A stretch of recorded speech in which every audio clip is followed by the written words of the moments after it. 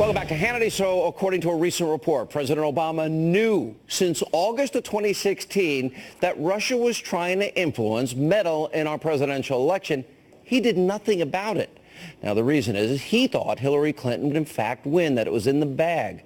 But now Donald Trump wins the White House. Democrats, all of a sudden they're crying foul, and they've been pushing now for 11 months. Trump, Russia, collusion, a phony narrative ever since. Now, last night on this program, we showed you a clip of President Obama from October saying that the American election system couldn't be rigged. Really? But that was when he thought Hillary was going to win. Watch.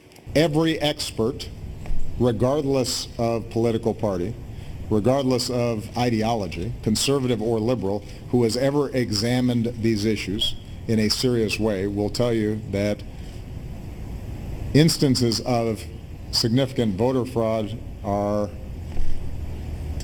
not to be found. There is no serious person out there who would suggest somehow that you could even rig America's elections, in part because they're so decentralized and the numbers of votes involved. There's no evidence that that has happened in the past, or that there are instances in which that will happen this time. And so I'd advise Mr. Trump to stop whining and go try to make his case to get votes. How about you stop whining, because Trump won whether you like it or not. Here with reaction, Deputy Assistant to the President, Dr. Sebastian Gorka. You know, I listened to that, and then we find out he knew in August, and he didn't lift a finger to stop it because he thinks his candidate's going to win. It's in the bag. It's not a big deal. And that's the same for everybody in the media. Doesn't that prove the whole thing was fake and phony and fraudulent, Dr. Gorka? You know it, Sean. I know it. The White House knows it. And you know who knows it most, Sean? The Americans that elected Donald J. Trump.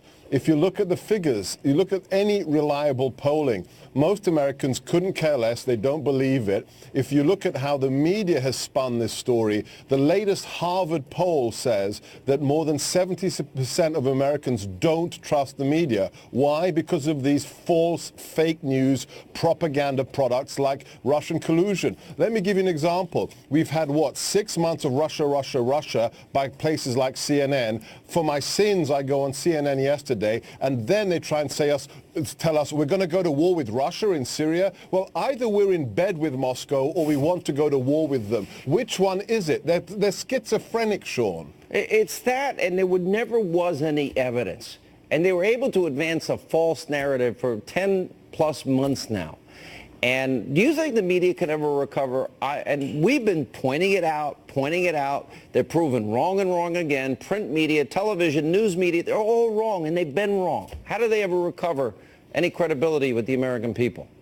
I think we're coming to a point where it may be something you can't recover from. This is a crash dive that you may not be able to simply win your reputation back. These places had relatively solid reputations in the past. CNN for in-field reporting, the New York Times for being the gray lady. That's gone. That's gone in a puff of smoke. The house of cards has crumbled because they can't see beyond their political agendas, and the people see through it. And thanks to the president and his Twitter, he can just short-circuit all of it. It's unbelievable. Well, I will say this. It's interesting to watch everything now boomerang. What are your thoughts on that? Yeah, there's my friend Chris Plant here, radio show in D.C., he keeps quoting the famous scene from Red October. Do you remember the hunt for Red October? Absolutely. When the enemy sub launches the torpedo, and at the last moment they realize, you idiot, you're going to kill us. This is the torpedo that the left-wing media shot and is coming back to sink them. Ouch. Very well said. Dr. Gorka, thank you. When we come back, a very important mini monologue. I will reveal to you which NBC host, who said he used to be, well, he was a Republican, now one of the loudest, most irrational, unhinged liberals in the Trump-hating network at NBC. Straight ahead.